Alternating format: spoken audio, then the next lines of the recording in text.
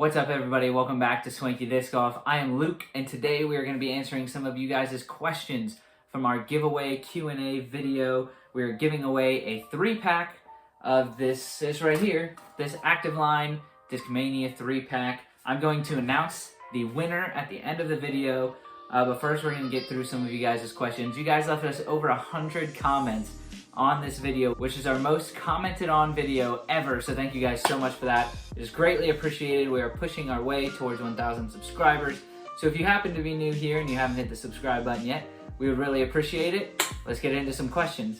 What are your overall goals for Swanky Disc Golf? Will it turn into more than a YouTube channel? Awesome question, man. Thank you so much. In short, yes. There were a ton of questions like this, and I'm super thankful for them. I'm super thankful for everyone who's been following the channel.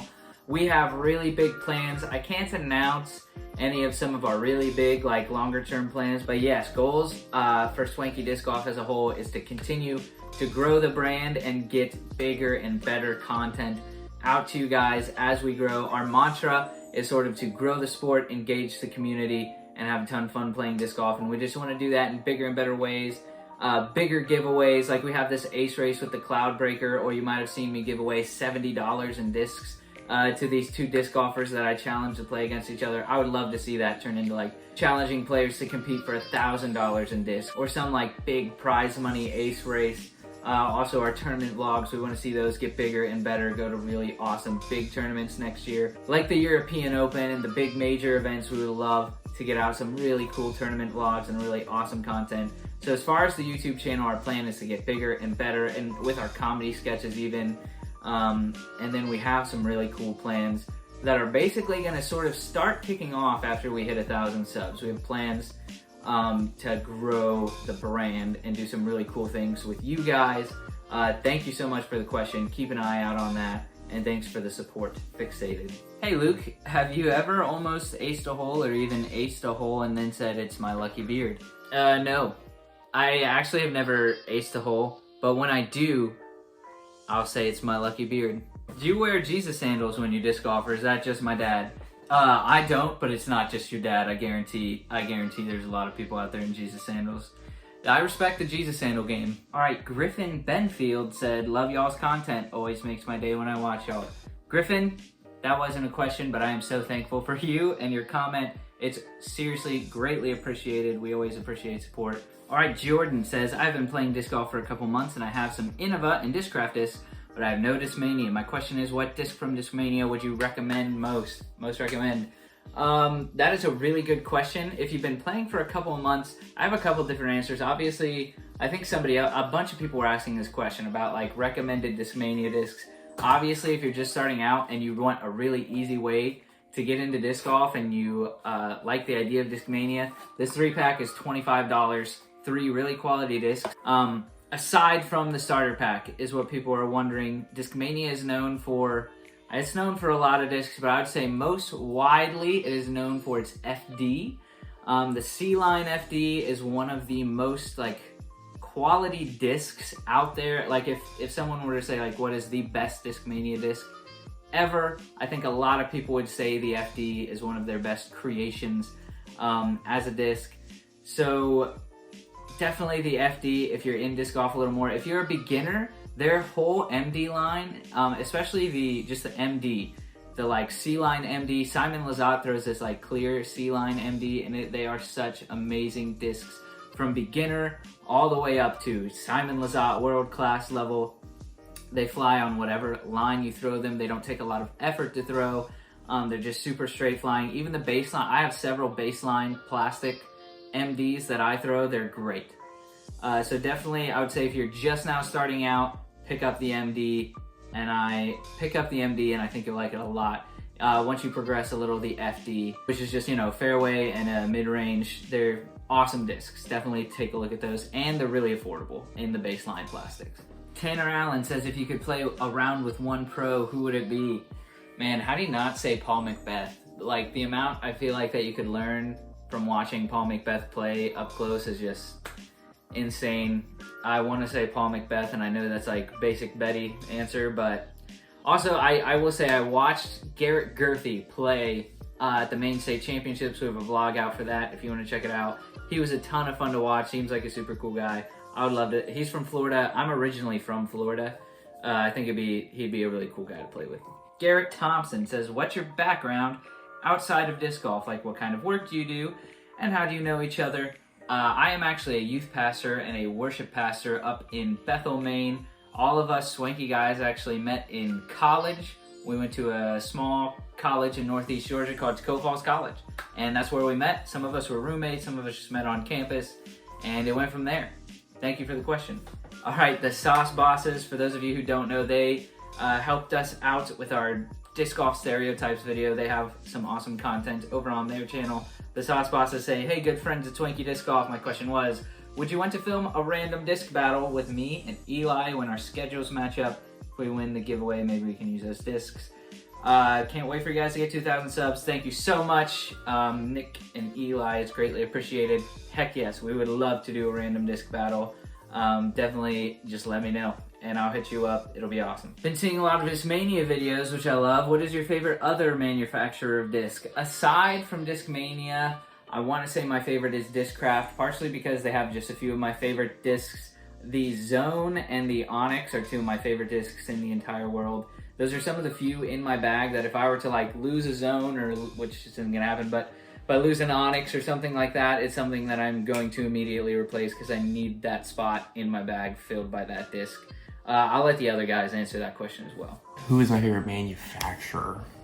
My favorite disc is by Discmania, the FD, but my favorite manufacturer has to be Prodigy. I putt with PA3s. My favorite distance driver is the X3. My favorite hybrid driver is the H4 V2. Yeah, I just throw tons of Discmania. I throw my upshots with A3s, so just, they're a great company and they're local in Dalton, Georgia, so right up the hometown. Favorite disc manufacturer? I would have to go with Discraft. I bag a ton of Discraft discs. I love the Buzz and the Z plastic. Can't go wrong with the forehand Zone. Yeah, I'm just a big fan. Also Paul Macbeth and his line with them. Love the Luna. Just big fan of Discraft. I do have some Prodigy and some Discmania, but mainly Discraft for sure. Dylan H says, why do trees not care about your feelings? I also saw a lot of why are trees and why trees. Guys, I don't know. I wish I knew. I ask myself this every single time I play, especially if you guys know like Northeast courses and stuff like that. Yeah, it's funny because you have other YouTubers who are out here like, hey, let's plant 20 million trees. And then you have disc golfers out here like, cut them down. Yeah, I hate trees. Don't know what else to say. Can you be a sensei, maestro, and magician all at the same time? Yes. His name is Reed. What do I think about the small baskets? Like smaller baskets for tournaments rather than large baskets. I think it's been talked about on a few disc golf podcasts. Maybe putting is a little bit too easy in tournament play. So I think it would be good, kind of like elevated baskets. You could do it on every now and then. They have elevated baskets. They have swinging, hanging baskets. I don't think it would be too terrible to include a marksman basket every now and then, just as like a challenge. I don't think they should shrink all the baskets, but every now and then, like as an added difficulty, it just changes the hole a little bit, makes certain par threes a little bit harder. So I don't think that would be all bad. It could add a new dynamic to the game. All right, William, how did Swanky Disc Golf Vlogs become where it is today? Keep up the hard work. Been enjoying the vlogs, bro. Thought Space Athletics is local to me. Good dude with quality work that speaks for itself. Thank you for everything you do. Giving back to the community. Can't wait for the next vlog. Dude, thank you so much. Seriously, I really appreciate the support that you've been showing. Yes, dude, Thought Space Athletics is awesome. Swanky Disc Golf vlog sort of started out with, like I said, just another thing that I thought would be fun. And so my first idea was to travel around to disc golf courses and vlog my experience there, vlog really cool courses. I still have a dream of playing disc golf in every single state, and I would like to keep doing that. But then I realized I really love tournament vlogs. It's just so much fun.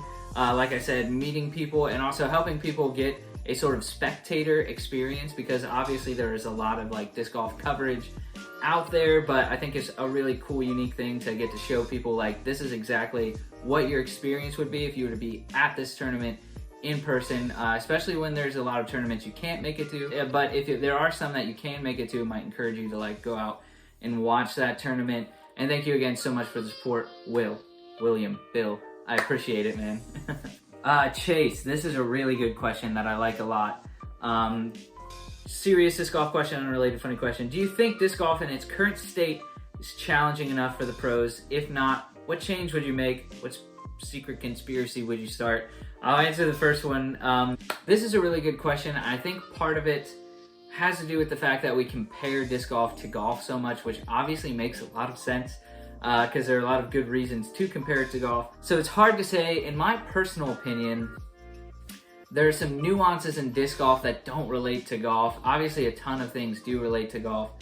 But throwing a disc in the end is easier than hitting a golf ball, or it's like more accurate. You know what I mean?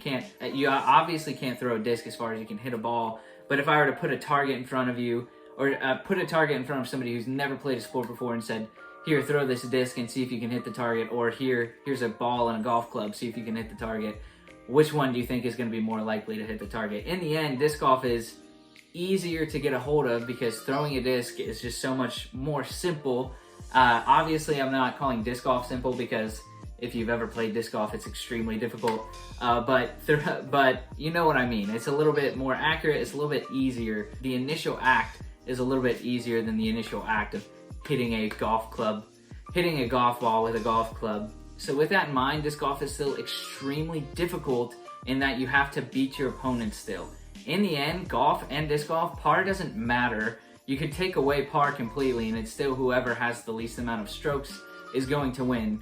So it's kind of, I personally don't care that people go like 25 under, 30 under in these tournaments, because in the end, the real difficulty is beating the other people in the field, and that is very difficult to do. And the entertainment side of that comes from these really long throws or these crazy lines and things like that. And I think there are certain things you could do to make disc golf difficult, but it would also make it not as fun to watch.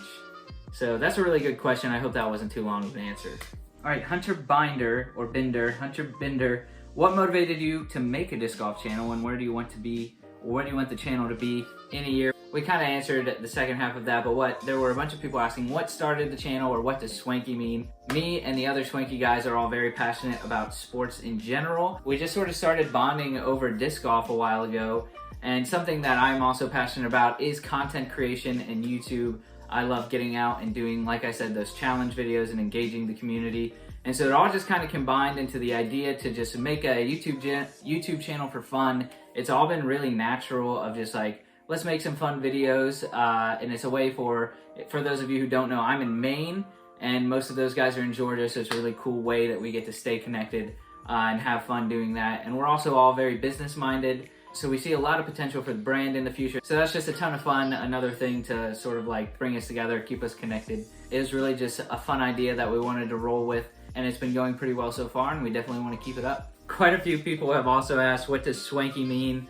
Or what is its origin, things like that. The original like definition of Swanky, I heard it in like Johnny Bravo or from Elvis and people like that saying Swanky. And it kind of means something like fine and luxurious. We here at Swanky Disc Golf have a kind of more nuanced version that we sort of just take and own ourselves. And it's more of a laid back kind of word, synonymous with like just something that's awesome, sweet, really cool, fun.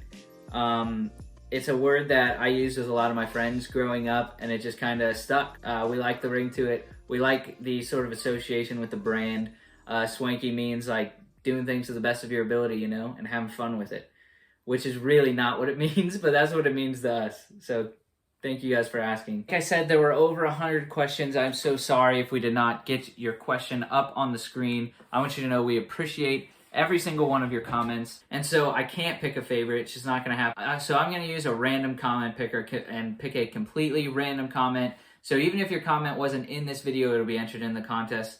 I will show you my screen for this so you guys know I'm not cheating. I don't know how I cheat in this. I'm giving you guys free stuff, but all right, like I said, the moment you have all been waiting for, we just come right over here, copy this, paste it all up in here.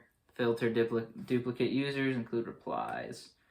Filter comments based on specific... Get YouTube comments.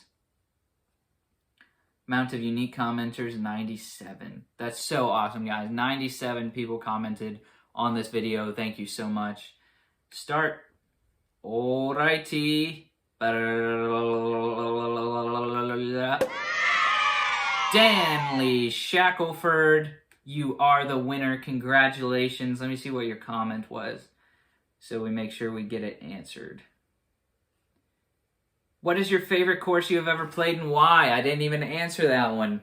Danley Shackelford, thank you so much for commenting on the video. We will, if you can comment on this video, it'll make our lives easier. But we will get in touch with you and send you this as soon as possible. And to answer your question, favorite course I've ever played? Ooh, that's tough. I've played Maple Hill, and it's hard to not say that's your favorite course because it's such an amazing course.